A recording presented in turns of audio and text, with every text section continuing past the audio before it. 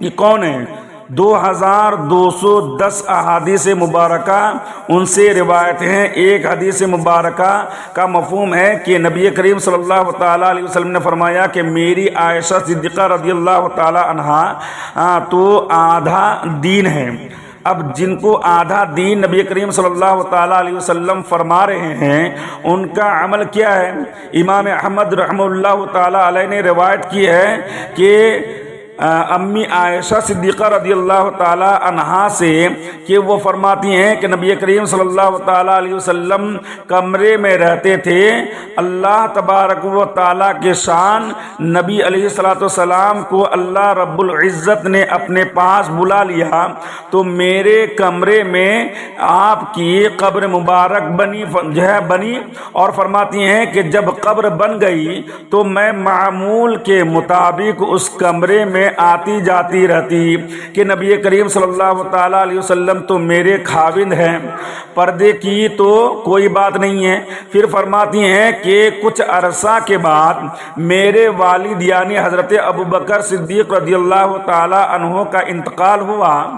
وہ بھی وہیں آ گئے۔ فرماتی ہیں کہ اب جو ہے ایک تو میرے خاوند ہو گئے اور ایک میرے والد، تو اب بھی میں اسی طرح جو ہے آتی جاتی رہتی تھی، کوئی مسئلہ نہیں تھا۔ لیکن جب حضرت عمر رضی اللہ تعالی عنہ کی قبر مبارک بھی وہاں بنی تو حضرت عائشہ فرماتی ہیں کہ اب میں پردے سے جاتی تھی۔ تو یہ حضرت عائشہ صدیقہ رضی اللہ تعالی عنہا کا جو ہے یہ پردے کا مقام تھا کہ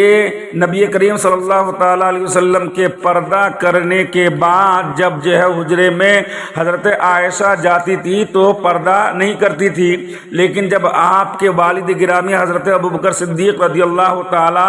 عنہ وہاں مدفن ہوئے تو بھی جو ہے حضرت عائشہ پردہ نہیں کرتی۔ کیوں؟ اس لیے کہ ایک طرف تو شوہر مبارک ہے اور ایک طرف جو ہے باپ حضرت ابوبکر صدیق ہے اور اس سے پردہ جو ہے لازم نہیں ہے۔ لیکن جب جو ہے ان دونوں کے بعد نبی کریم صلی اللہ تعالیٰ علیہ وسلم کے بازو میں حضرت ابوبکر صدیق کے مدفن ہونے کے بعد جو ہے کیا ہوا، حضرت عمر فاروق رضی اللہ تعالیٰ عنہ کو وہاں دفنایا گیا تو حضرت عائشہ فرماتی ہیں کہ اس کے بعد میں بغیر پردہ سے کبھی بھی جو ہے حجرے میں تشریف نہیں لے گئی۔ تو یہ حضرت عائشہ صدیقہ رضی اللہ تعالی عنہا کا مقام تھا۔ پیار جو ہے کیا نام کہتے ہیں، تو اس آیت کیا نام کہتے ہیں، اس واقعہ سے ان عورتوں کو اور ان لڑکیوں کو سمجھنا چاہیے کہ کس طریقے سے پردہ کرنا ہمارے اوپر ضروری ہے، اور نبی کریم صلی اللہ تعالیٰ علیہ وسلم نے کس طریقے سے پردہ کرنے کا ہمیں حکم دیا ہے۔ ایک روایت ابو داؤد میں بھی ہے اور نسائی نے بھی جو ہے اس کو ذکر کیا ہے اور امام ترمذی نے بھی جو ہے اس کو ذکر کیا ہے کہ ایک مرتبہ نبی کریم صلی اللہ تعالیٰ علیہ وسلم بیٹھے ہوئے ہیں اور ان کے ساتھ حضرت عائشہ صدیقہ رضی اللہ تعالیٰ عنہا اور حضرت حفصہ رضی اللہ تعالیٰ عنہا بھی بیٹھی ہوئی تھی کہ ایک صحابی حضرت عبداللہ ابن مکتوم رضی اللہ تعالیٰ عنہ تشریف لائے۔ یہ ایک نابینا صحابی رسول کریم صلی اللہ تعالیٰ علیہ وسلم کے تھے۔ جب یہ تشریف لائے تو نبی کریم صلی اللہ تعالیٰ علیہ وسلم نے اپنی ازواج یعنی حضرت حفصہ رضی اللہ تعالیٰ عنہا اور حضرت عائشہ صدیقہ رضی اللہ تعالیٰ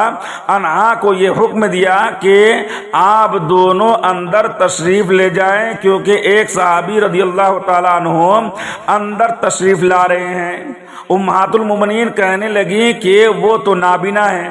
اور نہ ہی دیکھ سکتے ہیں اور نہ پہچان سکتے ہیں، تو رسول کریم صلی اللہ تعالیٰ علیہ وسلم نے ارشاد فرمایا کہ کیا تم بھی نہیں دیکھ سکتی، کیا تم بھی نہیں پہچان سکتی؟ جب آپ علیہ الصلوۃ والسلام نے یہ بات فرمائی تو وہ دونوں اندر تشریف لے گئیں اور صحابی رضی اللہ تعالی عنہ اندر تشریف لے آئے۔ تو یہ پردے کا مقام تھا۔ اور ایک صحابیہ رضی اللہ تعالی عنہا جن کا نام جو ہے جو ہے خلاد رضی اللہ تعالی عنہا تھا، ان کے بیٹے نبی کریم صلی اللہ تعالی علیہ وسلم کے جو ہے ساتھ کسی جگہ گئے اور شہید ہو گئے، تو اللہ رب العزت کی شان یہ کہ اپنے بیٹے رب تبارک و تعالیٰ کے شان کہ یہ اپنے بیٹے کی معلومات کے لیے نبی کریم صلی اللہ تعالیٰ علیہ وسلم کے پاس جو ہے تشریف لائی، اور جس وقت یہ آئی تو مکمل طور پر پردے کی حالت میں تھی، اور جب نبی کریم صلی اللہ تعالیٰ علیہ وسلم سے پوچھا تو آپ علیہ الصلوۃ والسلام نے فرمایا کہ تمہارا جوان بیٹا شہید ہو گیا ہے۔ ایک صحابی رسول صلی اللہ تعالیٰ علیہ وسلم نے جب ان کو دیکھا تو فرمایا کہ دیکھو اتنی بڑی خبر کہ جوان بیٹا شہید ہو گیا ہے، یہ خبر سن کر بھی یہ عورت اتنا کامل پردے کی حالت میں نکلی تو ام خلاد رضی اللہ تعالی عنہا فرمانے لگی کہ میرا بیٹا فوت ہوا ہے، حیات فوت نہیں ہوئی ہے، میرا بیٹا شہید ہو گیا ہے، میرا بیٹا فوت ہو گیا ہے، لیکن حیات جو ہے،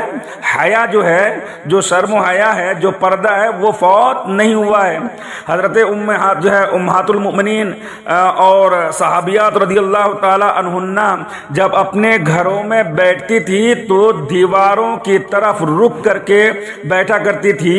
اور وہ دروازے کی طرف رک نہیں کرتی تھی کہ کہیں نامحرم سے سامنا پڑ جائے۔ یہ ان صحابیات رضی اللہ تعالی عنہن کی زندگی ہے جنہوں نے دین کو نبی کریم صلی اللہ تعالی علیہ وسلم سے سیکھا، اور ہمیں بھی چاہیے کہ ہم بھی ان کو کیا کہتے ہیں، ان فرامین اور ان کے واقعات اور ان احادیث سے ہم کچھ سبق حاصل کریں۔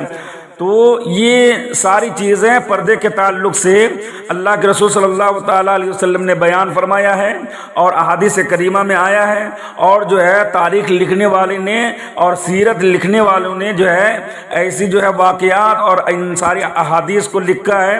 اور اللہ تبارک و تعالیٰ نے جو یہ فرما دیا وَقَرْنَا فِي بُيُوتِكُنَّ وَلَا تَبَرَّجْنَا تَبَرُّجَ الْجَاهِلِيَّةِ الْأُولَىٰ وَأَقِمْنَا الصَّلَاةَ وَآتِينَا الزَّكَاةَ وَأَطِيعْنَا اللَّهَ وَرَسُولَهُ إِنَّمَا يُرِيدُ اللَّهُ لِيُذْهِبَ عَنكُمُ الرِّجْسَ أَهْلَ الْبَيْتِ وَيُطَهِّرَكُمْ تَطْهِيرًا